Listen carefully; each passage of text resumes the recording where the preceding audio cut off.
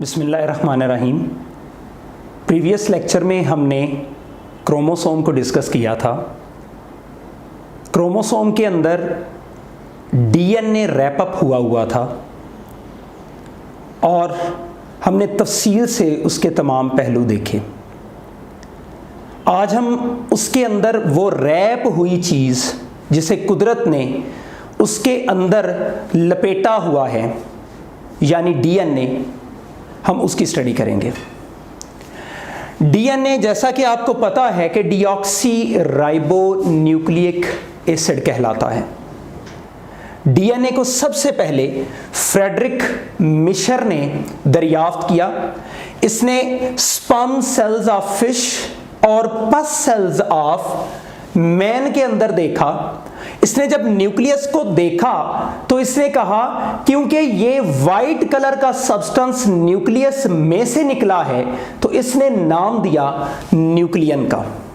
और फिर साथ ही में इसने कहा क्योंकि ये जो मटेरियल, ये वाइट कलर का न्यूक्लियन मटेरियल जो नजर आया है ये एसिडिक करैक्टर रखता है, इस वजह से उसने साथ में एसिडिक वर्ड भी जो है वो मुतारिफ करवाया। तो न्यूक्लियस में न्यूक्लियस की वजह से न्यूक्लियन और तेजाबी होने की वजह से ये एसिडिक वर्ड आया, तो इस वजह से इसे नाम दे दिया गया न्यूक्लिक एसिड का। मैं डीएनए को पढ़ाने से पहले इस बात को शुरू करना चाहता हूं, इस बात को बताना चाहता हूं कि बेसिकली न्यूक्लिक एसिड क्या है, ताकि आप लोगों को एमसीक्यूज पॉइंट ऑफ व्यू से हर वो हिस्सा क्लियर हो जाए जो इससे रिलेटेड है। तो न्यूक्लिक एसिड की कुल मिला के दो टाइप्स हैं। एक टाइप है इसकी आरएनए और एक टाइप है इसकी डीएनए। आरएनए क्योंकि एज ए टॉपिक यूएचएस ने नहीं दिया हुआ तो आरएनए को आप एज ए रिलेटेड टॉपिक लेंगे और खुद से पढ़ेंगे। सेकंड चैप्टर फर्स्ट ईयर के अंदर लिखा हुआ है। आरएनए एनआरसी, नरक का फार्मूला याद रखना है, ये नरक में मौजूद है। नरक क्या है? एन से न्यूक्लियोलस, आर से राइबोसोम, सी से cytosol. MCQs point of view से कि आरएनए किन किन चीजों में मौजूद है तो एनआरसी नरक। इसी तरह डीएनए जहां पे मौजूद है वो नमक है, एनएमसी। एन से क्या बनता है? न्यूक्लियस। एम से क्या बनता है? माइटोकॉन्ड्रिया। सी से क्या बनता है? क्लोरोप्लास्ट। बताने का मकसद क्या कि फ्रेडरिक मिशर ने एज जनरल जो न्यूक्लिक एसिड दरियाफ्त किया था वो दो चीजों के अंदर मौजूद है। उसकी दो टाइप हैं, एक डीएनए है, एक आरएनए है। हम यहां पे क्योंकि डिस्कशन प्योरली किसकी करेंगे? डीएनए की, तो यहां पे 1920 तक एक बात याद रखिएगा कि डीएनए के स्ट्रक्चर को नहीं देखा गया। 1920 में लाविनी नाम के साइंटिस्ट ने सबसे पहले न्यूक्लियोटाइड के बारे में बताया कि न्यूक्लिक एसिड जिन छोटे टुकड़ों से, जिन रिपीटिंग यूनिट से, जिन मोनोमर्स से मिलकर बना है वो कहलाते हैं न्यूक्लियोटाइड। अब न्यूक्लियोटाइड के तीन कंपोनेंट्स होते हैं, एक है पेंटोज शुगर, एक है फॉस्फेट ग्रुप और एक होती है नाइट्रोजनस बेस। अब इसमें जो पेंटोज शुगर है वो दो तरह की होती है।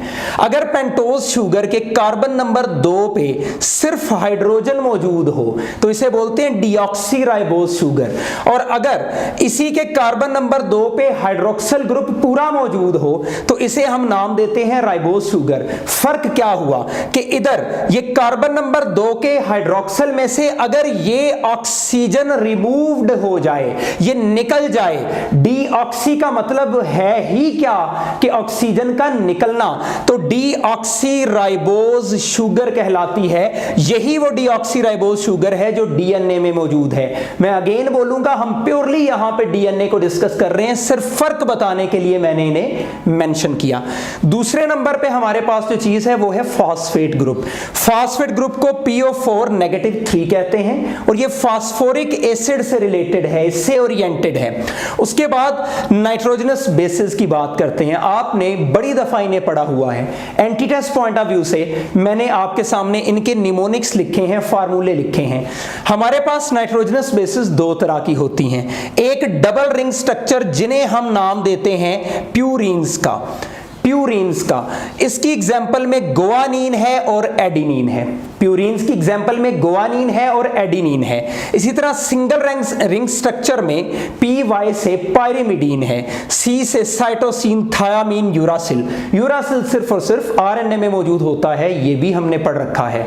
अब यहां पे एक बड़ी अहम बात है कि न्यूक्लियोटाइड को दो चीजों ने नहीं, तीन चीजों ने बनाया है। मैंने इधर दो चीजों का जिक्र क्यों किया, एक वजह से। मैं फिर फिक्रा बोलता हूं कि न्यूक्लियोटाइड को दो चीजों ने नहीं, तीन चीजों ने बनाया है। वो तीन चीजें क्या हैं? पेंटोज शुगर यानी डीऑक्सीराइबोज, फास्फेट ग्रुप और नाइट्रोजनस बेस। तो फिर मैंने दो का जिक्र क्यों किया?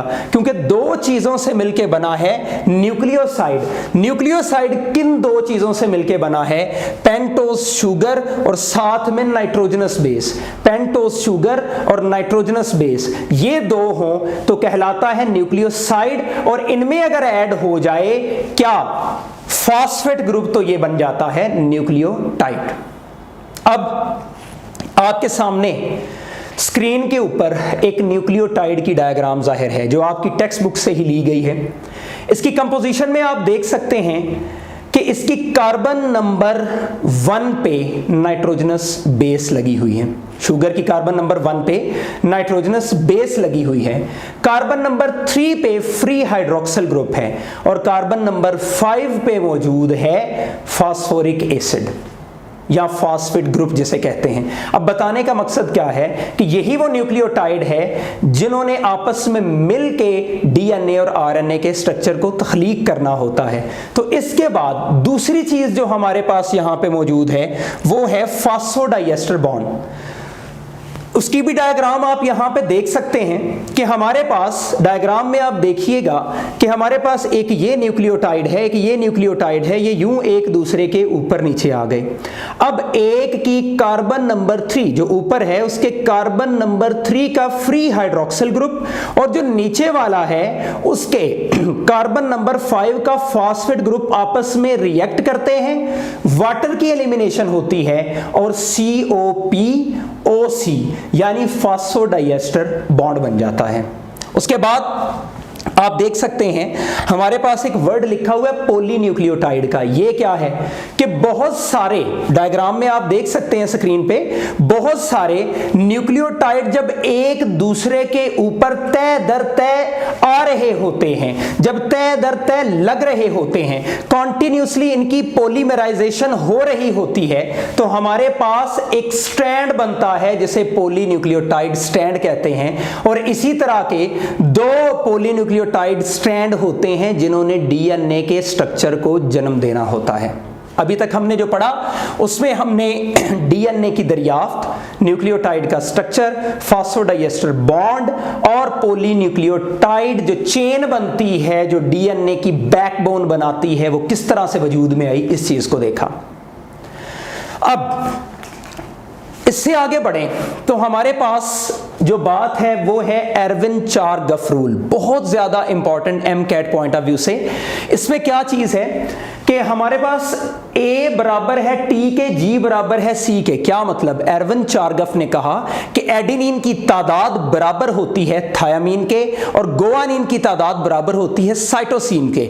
मतलब ये कि हमारे पास अगर एक 20 है तो दूसरा भी 20 होगा, अगर ये 30 है तो ये भी 30 होगा। इधर एक एमसीक्यूज मैं कोट करता हूं कि हमारे पास फर्ज कर लें जो एडेनिन है उसकी तादाद है 30, साइटोसिन क्या होगा? इसके लिए हम देखते हैं अगर एडेनिन 30 है तो इसके मुताबिक थायामीन भी क्या होगा? 30 होगा। इसी तरह हमारे पास यहां पे अगर आप देखें बाकी 30 और 30 60 हो जाएंगे, बाकी बचेंगे 40। हमने 100 पूरा करना है तो G जो है वो 20 है, C भी क्या है? 20 है। तो आंसर निकल आएगा C इज इक्वल टू 20। ये मेथडोलॉजी है, आपको किसी तरह की भी स्टेटमेंट आएगी इसी रूल के साथ आपने इस एमसीक्यूज को क्लियर करना है। अब इसके बाद structure of DNA, most important portion of this lecture. Structure of DNA के लिए आप ही की बुक से हम कुछ चीजें देखेंगे। उससे पहले देखिएगा एक मेन चीज कि जब दो डीएनए के स्ट्रैंड आपस में जुड़ते हैं दरमियान में, तो A डबल बॉन्ड बनाती है हाइड्रोजन बॉन्ड T के साथ और G ट्रिपल बॉन्ड बनाती है C के साथ। एट GC का फार्मूला आपने याद रखना है। अब आप इस डायग्राम में जो आपको आपकी स्क्रीन पे शो हो रही है देख सकते हैं कि हमारे पास एक DNA का मॉलिक्यूल है जिसमें दो स्ट्रैंड्स हैं। एक की डायरेक्शन अगर 5 to 3 है तो दूसरे की इसके बिल्कुल ऑपोजिट है, 3' to 5' तक इसकी पोजीशन है। ऐसा क्यों है? क्योंकि याद रखिएगा डीएनए एक डबल पॉली न्यूक्लियोटाइड स्ट्रैंड वाला स्ट्रक्चर है। दोनों स्ट्रैंड ऑपोजिट हैं और कंप्लीमेंट्री हैं। ये जो हर लफ्ज बोल रहा हूं ये एक एमसीक्यूज है, मैंने आपसे पहले भी कहा था कि दो स्ट्रैंड हैं, दोनों स्ट्रैंड्स के अंदर ऑपोजिट भी हैं और क्या हैं, कंप्लीमेंट्री भी हैं, ताकि ए के सामने हमेशा टी आए, टी के सामने हमेशा ए आए, जी के सामने हमेशा सी आए और सी के सामने हमेशा जी आए, ताकि किसी किस्म की गलती ना हो। कुदरत की परफेक्शन की इंतहा है इधर। अब यहां पे इस डायग्राम में जो अहम तरीन बात आप नोट करें कि दो स्ट्रैंड नजर आ गए। अब क्या नजर आ रहा है? आप देख सकते हैं कि ए और टी के दरमियान आपको हमेशा इस डायग्राम में डबल बॉन्ड नजर आ रहा है और जी के और सी के दरमियान आपको हमेशा ट्रिपल बॉन्ड नजर आ रहा है। अब डीएनए के स्ट्रक्चर को स्टडी करने के लिए सबसे पहले रोजालिंड फ्रैंकलिन ने और फिर वाटसन और क्रिक ने मॉडल्स पेश किए। उन्होंने कहा कि डीएनए एक डबल हेलिकल स्ट्रक्चर है। डबल हेलिकल स्ट्रक्चर में दो स्ट्रैंड हैं, कंप्लीमेंट्री भी हैं और ऑपोजिट भी हैं और इनमें आपस में नाइट्रोजनस बेसिस हाइड्रोजन बॉन्ड्स के जरिए जुड़ी हुई हैं। ये सारी बातें की। इसका पहला पोर्शन मैंने अभी आपको बताया कि स्ट्रैंड्स वाली बात और बॉन्डिंग वाली बात, लेकिन इसके अलावा भी है कुछ। इसकी मेजरमेंट, डायामीटर क्या है, वक्फे क्या हैं, ग्रूव्स क्या हैं। तो आपको अब जो डायग्राम नजर आ रही है, इस डायग्राम में आप देख सकते हैं कि दो स्ट्रैंड्स के दरमियान जो वक्फा है वो 2 नैनोमीटर का है। यहां पे एक और बात मेंशन कर दूं, 1 नैनोमीटर बराबर होता है 10 एंगस्ट्रॉम के। तो हम यहां पे एमसीक्यूज को इस तरह से भी कर सकते हैं कि दो स्ट्रैंड्स के दरमियान फासला 20 एंगस्ट्रॉम है या 2 नैनोमीटर है। अब दूसरी बात आप देखें कि जो दो नाइट्रोजनस बेसिस हैं इनके दरमियान फासला 0.34 नैनोमीटर है या 3.4 एंगस्ट्रॉम है। इसी तरह आप इस डायग्राम में देखें, एक पूरा जो बल है जिसे आप एक डीएनए हेलिकल टर्न कहते हैं, वो 3.4 नैनोमीटर का है यानी 34 एंगस्ट्रॉम का है। और फर्स्ट ईयर के बुक में डीएनए में इसके बारे में लिखा हुआ था कि ये 3.4 नैनोमीटर का जो एक हेलिकल टर्न है इसमें 10 पेयर्स ऑफ न्यूक्लियोटाइड्स पाए जाते हैं। बहुत अहम एमसीक्यूज हैं। इसके अलावा आप इसी डायग्राम में देख सकते हैं, एक मौजूद है मेजर ग्रूव और एक मौजूद है माइनर ग्रूव। अक्सर एमकैट में इस तरह के क्वेश्चन भी आते हैं कि आपको पूछ लिया जाता है लेबल द फॉलोइंग स्ट्रक्चर, या ये यहां से लेके यहां तक बताएं डायग्राम में कौन सा फासला है। तो आपको हर किस्म की डायग्राम जो आपको रिकमेंड की जाए उसे याद करना होगा। मजीद आगे बढ़ते हैं। ये कुछ मैंने आपके सामने खास किस्म की स्केच टाइप डायग्राम बनाई हैं। ये क्या है? पहली डायग्राम 2 एमसीक्यूज क्लियर करने के लिए है कि अगर हम इसके पॉलीन्यूक्लियोटाइड स्ट्रैंड्स को देखें तो इनमें पाया जाने वाला बॉन्ड होता है फॉस्फोडाइएस्टर बॉन्ड, और अगर हम इनको आपस में मिलाने वाली नाइट्रोजनस बेसिस के दरमियान बॉन्ड देखें तो ये मौजूद होता है हाइड्रोजन बॉन्ड। और हमारे पास आपको पता है ये कभी भी लीनियर वे में डीएनए नहीं पड़ा होता, ये हाइड्रोफोबिक इंटरेक्शंस की बुनियाद पे हेलिकल स्ट्रक्चर में लिपट जाता है। तो हेलिकल स्ट्रक्चर की स्टेबिलिटी इन हाइड्रोफोबिक इंटरेक्शंस के जिम्मे होती है। तो ये 3 इकसाम की जो बॉन्डिंग्स हैं ये आपको एमसीक्यूज पॉइंट ऑफ व्यू से पूछी जा सकती हैं कि किस सिनेरियो में कौन सी बॉन्डिंग मौजूद होती है। डीएनए के बारे में, इसके स्ट्रक्चर के बारे में हमने जो कुछ पढ़ा इसमें से बहुत सारे मेजर एमसीक्यूज बना करते हैं पूरी तरह से फर्स्ट ईयर का दूसरा चैप्टर, और ये आपका जो चैप्टर नंबर 20 है इसके अंदर मौजूद डीएनए के टॉपिक को आप अच्छी तरह देखेंगे। अब एक छोटा सा पोर्शन जो केपी के बोर्ड की बुक से रिलेटेड है, क्योंकि आप नम्स और एएमसी की तरफ भी जाएंगे, एफएमडीसी भी देंगे, तो ये हमारी बुक में नहीं है, एक्स्ट्रा है, लेकिन थोड़ा सा आपको समझना है। वो क्या है? डीएनए या जीन। अब अभी आज के लेक्चर के ही दूसरे पार्ट में हमने जीन को देखना है। तो डीएनए या जीन, डीएनए क्या है? डीएनए हमारे पास हेरिडिटरी मटेरियल है और जीन क्या है? ये हेरिडिटरी यूनिट है। जीन के दूसरे नाम कई हैं, इसे एलिमेंटन भी कहते हैं, इसे फैक्टर भी कहते हैं, इसे पेनिजिन्स भी कहते हैं, मल्टीपल नेम है। सेकंड लेक्चर में आपके सामने लिख दूंगा। तो ये हमारे पास डीएनए या जीन जो है इसके खास किस्म के रीजन्स होते हैं। बड़ी शॉर्ट सी बात है, गौर से सुननी है। हमारे पास ये डीएनए और जो जीन है इसके दो रीजन्स हैं, एक रेगुलेटरी रीजन है, एक स्ट्रक्चरल रीजन है। ये जो रेगुलेटरी रीजन है इसके फर्दर दो पार्ट होते हैं। जीन के कोडिंग स्ट्रैंड, ये इंशाल्लाह ताला आपको ट्रांसक्रिप्शन में तफसील से पढ़ाऊंगा, इधर सिर्फ लफ्ज सुने। जीन के या डीएनए के कोडिंग स्ट्रैंड के 5 एंड पे प्रोमोटर मौजूद होता है और 3 एंड पे टर्मिनेटर मौजूद होता है। बस आपने इतनी सी बात याद रखनी है। उसके बाद इस प्रोमोटर और टर्मिनेटर रीजन के दरमियान में, प्रोमोटर और टर्मिनेटर रीजन के सेंटर में दरमियान में स्ट्रक्चरल रीजन होता है। स्ट्रक्चरल रीजन का जो एक अपने आप को एक्सप्रेस करना है वो दो चीजों की बुनियाद पे होता है, एक है इंट्रॉन और एक है एक्सॉन। डीएनए या जीन का नॉन फंक्शनल पार्ट, जो फंक्शनल नहीं होता, वो इंट्रॉन कहलाता है और जो फंक्शनल होता है वो एक्सॉन कहलाता है। अब इंट्रॉन और एक्सॉन दोनों के दोनों यूकैरियोट्स में तो हैं लेकिन प्रोकैरियोट्स में नहीं पाए जाते। फिर प्रोकैरियोट्स में क्या है? इस प्रोमोटर, टर्मिनेटर और स्ट्रक्चरल हर चीज का काम करने वाला एक ही पोर्शन है और वो न्यूक्लियोटाइड का पोर्शन कहलाता है ऑपेरॉन, जो प्रोकैरियोट्स में मौजूद है। तो अभी तक हमने डीएनए को देखा, डीएनए में मौजूद न्यूक्लियोटाइड्स को देखा, न्यूक्लियोटाइड के स्ट्रक्चर्स को देखा, फिर हमने फॉस्फोडाइएस्टर बॉन्ड, पॉलीन्यूक्लियोटाइड चेन्स, फिर सारे डीएनए के स्ट्रक्चर्स, इन तमाम चीजों को अच्छी तरह से देख के फिर हमने डीएनए और जीन के जो कुछ रीजन्स हैं उनके बारे में बात की। अभी हम आगे बढ़ते हैं और आगे हम डिस्कस करते हैं जीन को। डीएनए के कॉन्सेप्ट के बाद अब अगला टॉपिक जो हमारे पास मौजूद है वो है जीन। जीन बेसिकली क्या है? जीन डीएनए के ही टुकड़े को कहते हैं। इस डायग्राम में मैंने आपके सामने इसे बनाया है ताकि आपको समझ आ सके कि ये रेड में जो शो हो रहा है ये डीएनए है और ग्रीन के साथ मैंने जो शो किया है ये एक जीन है। यानी डीएनए में ही जो स्पेसिफिक न्यूक्लियोटाइड की सीक्वेंस है उसका एक खास टुकड़ा है, उसे हम नाम देते हैं जीन का। जीन के हवाले से मैंने कुछ पॉइंट्स लिखे हैं कि जीन शॉर्ट डीएनए सेगमेंट होता है, एक छोटा डीएनए का टुकड़ा होता है।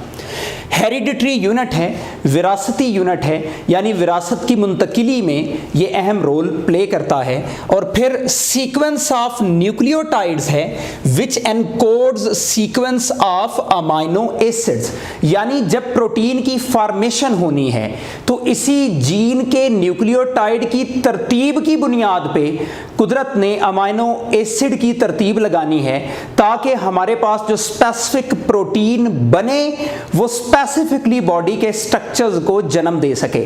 यहां पे मैंने उसके बारे में एक हल्का सा स्केच बनाया है। देख सकते हैं कि जीन जो है वो स्पेसिफाई करता है अमाइनो एसिड्स को, अमाइनो एसिड बनाते हैं प्रोटीन्स को और इन प्रोटीन्स की मदद से हमारे जिस्म के तमाम स्ट्रक्चर्स बनते हैं। कहने का मतलब क्या कि मेरी और आपकी शक्लो सूरत हमारे आबाओ अजदाद से क्यों मिलती है? वो इसी जीन की बुनियाद पे है कि माँ बाप से जो जीन हमें ट्रांसफर हुए उनकी बुनियाद पे हमें प्रोटीन्स की फॉर्मेशन हुई और उन्हीं प्रोटीन्स की बुनियाद पे हमारे अंदर जितने भी स्ट्रक्चर्स हैं उनका वजूद आया। तो जीन शॉर्ट डीएनए सेगमेंट भी है, इसे हेरिडिटरी यूनिट भी कहते हैं और ये सीक्वेंस ऑफ न्यूक्लियोटाइड है जो एनकोड करती है किसी भी अमाइनो एसिड की स्पेसिफिक सीक्वेंस को। इसके बाद जीनोटाइप, आपने मेंडल्स के लॉ पढ़े हुए हैं जेनेटिक्स में, इंशाल्लाह ताला हम भी आने वाले लेक्चर्स में उसको डिस्कस करेंगे। उसमें आपने हमेशा पढ़ा होगा कि किसी चीज़ की ज़ाहिरियत जिसे फिनोटाइप कहते हैं, हर फिनोटाइप के पीछे एक ख़ास जीनोटाइप होती है। वो जीनोटाइप क्या है? वो कम्बिनेशन है जीन्स के जोड़े का, जिसे अलील कहा जाता है। मिसाल के तौर पे मेंडल के लॉ के मुताबिक अगर राउंड सीड है तो राउंड सीड उसकी फिनोटाइप है और कैपिटल आर यानी उसकी ये अलीलिक जो जोड़ा है ये उसकी जीनोटाइप है। अब इसी लिहाज से मैंने इसको एक्सप्लेन किया है कि होमोलोगस क्रोमोसोम, जिसे हमने प्रीवियस लेक्चर में भी देखा था, उसमें एक फीमेल की तरफ से क्रोमोसोम आया, एक मेल की तरफ से क्रोमोसोम आया। अब यहां पे मैंने जीन पॉइंट ऑफ व्यू से इसे एक्सप्लेन करना है। तो अगर एक जीन फीमेल वाले क्रोमोसोम पे है तो दूसरा जीन मेल वाले क्रोमोसोम पे होगा। इसी तरह ये आपस में दोनों जोड़ा बनाएंगे। जिस तरह होमोलोगस हमारे पास क्रोमोसोम्स हैं उनका जोड़ा, सेम उसी तरह जो हमारे पास अलील्स हैं उनका जोड़ा, ये दोनों जीन यानी ये अलील्स आपस में इकट्ठे होके कंबाइंड इफेक्ट देते हैं, यही अलीलिक इफेक्ट कहलाता है। तो अभी तक हमने जीन, इसके तमाम पॉइंट्स, जीनोटाइप और इसकी प्रेजेंस जो है डिफरेंट तरह से, इसको देखा। अब इसका दूसरा पोर्शन, पीटीबी की बुक में एक टॉपिक दिया हुआ है व्हाट इज जीन का, उसके बारे में, इसके बारे में आपको एलेबोरेशन दूंगा ताकि आपको इसके बेसिक कॉन्सेप्ट्स जो हैं वो समझ आ जाएं। हमने पीटीबी में पढ़ रखा है कि व्हाट इज जीन में गैरेड और बेटसन दो साइंटिस्ट थे, उन्होंने अपने पेशेंट्स के अंदर डिफरेंट इकसाम की डिजीजेस को देखा और ये देखा कि ये डिजीजेस खास फैमिलीज में हैं जिनके पीछे विरासत मुंसलिक है। अब मामला यहाँ पे ये हुआ कि उसने एक बीमारी जो है वो बताई जिसे बोलते हैं एल-कैप्टोन यूरिया। अब एल-कैप्टोन यूरिया क्या है? इसमें एक कंपाउंड है होमोजेंटिसिक एसिड जो नॉर्मली टूट जाता है। नॉर्मल पर्सन में, आप में, मुझ में ये नॉर्मली टूट जाता है, बॉडी में इसका कैटाबॉलिज्म हो जाता है। लेकिन किसी पर्सन को एल-कैप्टोन यूरिया की कंडीशन हो तो होमोजेंटिसिक एसिड नहीं टूटता और ये आउट यानी बाहर आता है विद यूरिन, और जैसे ही यूरिन बाहर आता है उसकी ऑक्सीडेशन होती है और यूरिन का कलर ब्लैक हो जाता है। यही इसकी सिम्टम है। वजह क्या है देखते हैं। होमोजेंटिसिक एसिड इस वजह से नहीं टूटा कि एक एंजाइम की कमी हुई। वो एंजाइम क्या है? होमोजेंटिसिक डाईऑक्सीजिनेज। अब इस एंजाइम की कमी की वजह से होमोजेंटिसिक एसिड नहीं टूट सका। अब इस एंजाइम की कमी क्यों हुई देखते हैं। हमारे पास जो जीन इस एंजाइम को बना रहा था, क्योंकि एंजाइम प्रोटीन है तो प्रोटीन को बनाने के लिए जीन काम आते हैं, जो जीन इस एंजाइम को बना रहे थे उनमें म्यूटेशन हुई, यानी जीन डैमेज हुआ। जीन के डैमेज होने के बाद ये एंजाइम नहीं बन सका। अब इसके ना बनने की वजह से अल्टीमेटली होमोजेंटिसिक एसिड जो है इसकी प्रोसेसिंग नहीं हो पाई, इसका कैटाबॉलिज्म नहीं हो पाया। जब इसका कैटाबॉलिज्म नहीं हो पाया तो एक कंडीशन आई जिसे बोलते हैं एल-कैप्टोन यूरिया।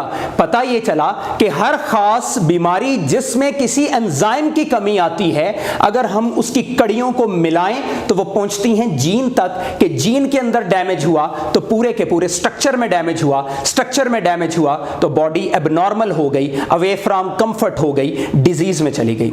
अब इसके बाद उसी टॉपिक में बीडल और टैटम के एक्सपेरिमेंट का जिक्र है। आपको आपकी स्क्रीन पे एक डायग्राम नजर आ रही है जिसमें न्यूरोस्पोरा, ये खास किस्म के फंजाई के स्पोर्स होते हैं, उन्हें हमने लिया। पहले इन्हें मिनिमल मीडियम में उगा के देखा। यहां पे एक बात काबिल गौर है कि मिनिमल और कंप्लीट मीडियम होते क्या हैं। जब हम बायोलॉजिकल लैब्स में, खास करके माइक्रोबायोलॉजिकल लैब्स में ग्रोथ करवाते हैं माइक्रो ऑर्गेनिजम्स की, तो वहां पे ये मीडियम यूज होते हैं। मिनिमल मीडियम वो जिसमें तमाम न्यूट्रिएंट्स मौजूद नहीं है, कोई ना कोई कमी रखी जाती है। और कंप्लीट मीडियम वो जो इन माइक्रो ऑर्गेनिजम्स की ग्रोथ के लिए जो जो नेसेसरी मौजूद है वो तमाम चीजें रखता है। तो यहां पे हमने सबसे पहले, आप डायग्राम में देख सकते हैं, हमने जो न्यूरोस्पोरा है उन्हें मिनिमल मीडियम में उगाया, इनकी ग्रोथ हुई।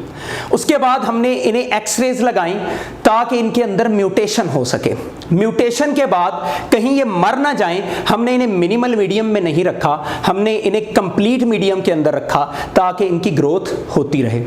हमने काउंटर चेक करने के लिए इनमें से कुछ स्पोर्स को मिनिमल मीडियम में उगाया, लेकिन वो उग ना सके, यानी एक्स रेज के लगाने से कुछ ऐसा डैमेज हुआ है जिससे वो तमाम न्यूट्रिएंट्स, वो तमाम कंपाउंड बन नहीं पा रहे जो उसकी ग्रोथ के लिए लाजमी हैं। अब हमने इसका मजीद आगे जो तजर्बा बढ़ाया, उसमें क्या किया कि उस कंप्लीट मीडियम में से आप देख सकते हैं हमने स्पोर्स को उठाया, स्पोर्स को उठा के हमने अलैदा अलैदा मिनिमल मीडियम्स में डाला और देखा कि हर मिनिमल मीडियम के अंदर किसी किस्म की ग्रोथ नहीं हो रही, लेकिन एक के अंदर हो रही है जिसमें हमने आर्जिनिन को प्रोवाइड किया। बाकियों में भी हमने अमाइनो एसिड डाले, लेकिन आर्जिनिन वाले में ग्रोथ हो गई। पता ये चला कि आर्जिनिन की ही कमी हुई थी। अब आर्जिनिन अमाइनो एसिड है, यानी इस अमाइनो एसिड को स्पेसिफाई करने वाले जीन के अंदर डैमेज हुआ, और वो डैमेज हुआ था जैसा कि मैंने जिक्र किया है एक्स रेज लगाने के बाद। इसी मतन में हमारे पास बीडल और टैटम ने कहा कि एक जीन एक पॉलीपेप्टाइड चेन बनाती है और पॉलीपेप्टाइड चेन मिक्स होकर एंजाइम बना देती हैं। पता ये चला कि अगर पॉलीपेप्टाइड चेन डैमेज है तो एंजाइम डैमेज होगा, एंजाइम डैमेज है तो पूरे का पूरा स्ट्रक्चर डैमेज हो जाएगा और अल्टीमेटली किसी ना किसी चीज़ की कमी हो जाएगी, डिजीज़ कंडीशन हो जाएगी। उम्मीद है आज का लेक्चर आपको समझ आया होगा। अल्लाह ताला आपको अमल करने की तौफीक दे। अल्लाह निगहबान।